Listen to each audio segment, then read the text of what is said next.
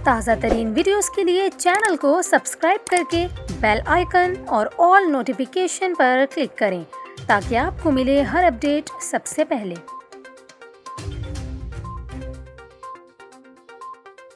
और अभी आपको बताएं, महकमा मौसमियात ने कराची के मौसम के हवाले से अहम पेशगोई कर दी। महकमा मौसमियात का ये कहना है कि कराची में आइंदा 24 घंटों के दौरान मतला साफ और रात में मौसम खुनक रहने का इम्कान है। महकमा मौसमियात के मुताबिक शहर का कम से कम दर्जा हरारत 14.5 डिग्री सेंटीग्रेड रिकॉर्ड किया गया। आइंदा 24 घंटों के दौरान शहर में कम से कम दर्जा हरारत 12 से 14 डिग्री सेंटीग्रेड तक रहने का इम्कान है। इसके अलावा महकमा मौसमियात का मज़ीद बताना है कि कराची में हवा में नमी का तनासुब 80% रिकॉर्ड किया गया, जबकि शिमाल मशरिक़ से चलने वाली हवाओं की रफ्तार 7 से 12 किलोमीटर फ़ी घंटा है।